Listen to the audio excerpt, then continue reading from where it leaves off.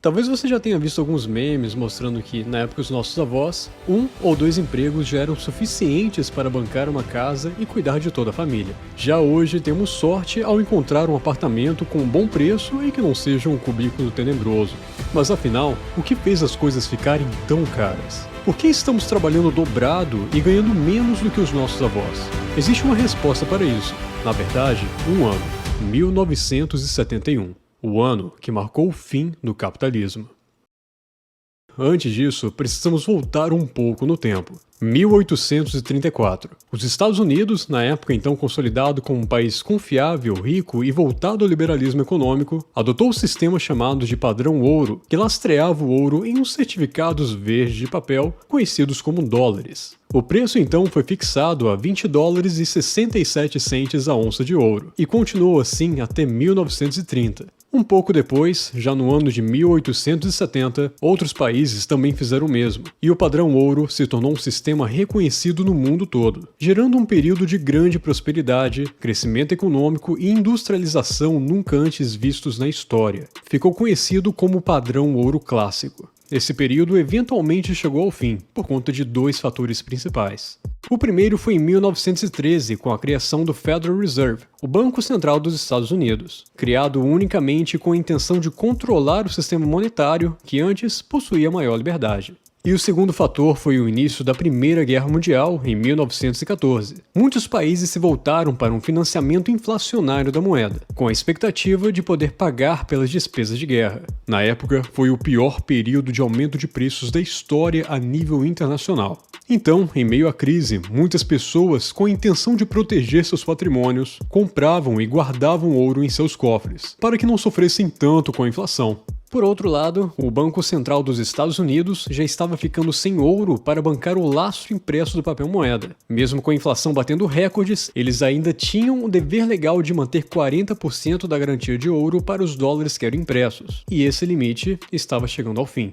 Com isso, o presidente Franklin Roosevelt, em 1933, decreta a Ordem Executiva 6102, proibindo o entesouramento de moedas, barras e certificados de ouro no território continental dos Estados Unidos. Ou seja, não apenas proibiu as pessoas de resgatarem suas notas de papel em ouro, como também tornou ilegal a simples posse de ouro.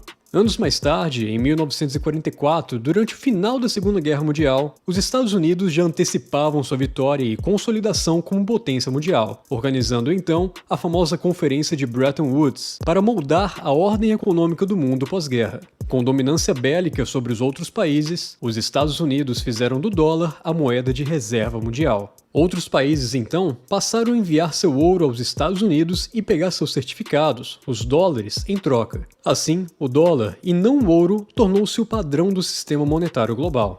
Agora, perceba o seguinte: embora os cidadãos fossem proibidos de guardar ou trocar papel moeda por ouro, os governos de outros países podiam. Toda a liberdade monetária ao redor do ouro foi retirada dos indivíduos e passada para as mãos dos governantes, monopolizando o dinheiro. Mas, apesar dos pesares, o dólar ainda estava lastreado ao ouro, então ainda valia alguma coisa. Isso porque o acordo era de que os Estados Unidos prometeram uma taxa de câmbio de $35 a onça do ouro. Isso significava que os Estados Unidos, teoricamente, não podiam inflacionar os dólares até esgotarem suas reservas de ouro. Na teoria, é claro. Porque não demorou muito e os Estados Unidos inflaram sua moeda. Em grande parte para financiar os custos da Guerra do Vietnã e de seus programas governamentais, esgotando cerca de 55% do seu estoque de ouro entre os anos de 1950 e 1971. E agora chegamos no ano mais importante desse vídeo, 1971, o ano em que, simplesmente, todo o ouro enviado foi roubado. Diante das reservas de ouro esgotadas e um dólar altamente inflacionado, o presidente Richard Nixon tomou uma decisão crítica. Ele congelou o resgate de ouro.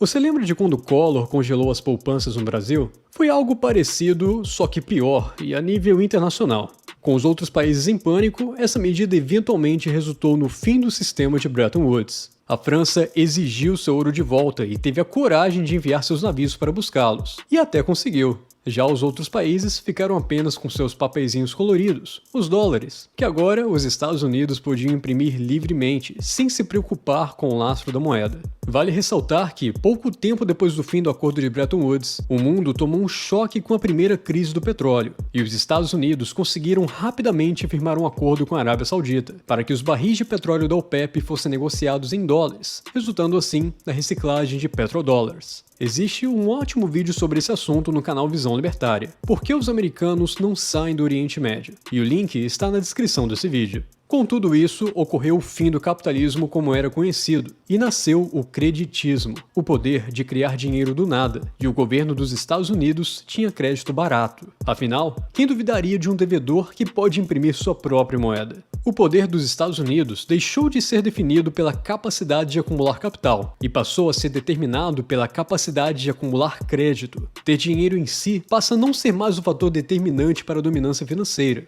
mas sim a capacidade de se endividar a baixo custo. A dívida dos Estados Unidos em 1971 era de 400 bilhões de dólares. Hoje é de 34 trilhões, 80 vezes maior em apenas 50 anos. É por isso que no mundo das moedas fiduciárias, a tendência é sempre desvalorizar a dívida através da desvalorização da moeda pela inflação. Por exemplo, se você deve 100 milhões de reais para seu vizinho e também é dono de uma máquina de imprimir reais, o que iria impedir você de imprimir uma parte desses 100 milhões para pagar a sua dívida? Mas é claro que tudo isso tem seus custos na sociedade, desde o aumento de preços até a redução da natalidade global. Em 1971, foi roubado não apenas o ouro da sociedade, mas também a nossa liberdade em acumular capital, enriquecer, ganhar bem pelo nosso trabalho e bancar uma família. O site O que aconteceu em 1971.com mostra diversos gráficos que deixam claro o peso que causou o fim do capitalismo. A remuneração deixou de acompanhar a produtividade. A dívida do governo está em um nível irrecuperável. A taxa de natalidade despencou. E o mercado está altamente distorcido em especulação. O creditismo fez as dívidas serem mais valiosas do que o ouro, e poupar ser menos recompensador do que consumir. No entanto, a história nos mostra que os sistemas econômicos, não importa o quão sejam dominantes, podem e sempre mudarão. Essa guerra ainda não acabou. O governo possui navios, aviões, caças e canhões, mas temos uma nova arma, que faz com que todo o poderio desse império seja agora, finalmente, incapaz de roubar o fruto do seu trabalho. Esse vídeo foi inspirado na thread do Dr. Caleb Zack no X e também no artigo Que Diabos Aconteceu em 1971 do Instituto Rothbard. O link dos dois está na descrição desse vídeo e a gente recomenda muito que você acompanhe o trabalho deles. Não se esqueça também de curtir e compartilhar o vídeo em suas mídias sociais. Se inscreva no canal e clique no sininho para acompanhar as novidades.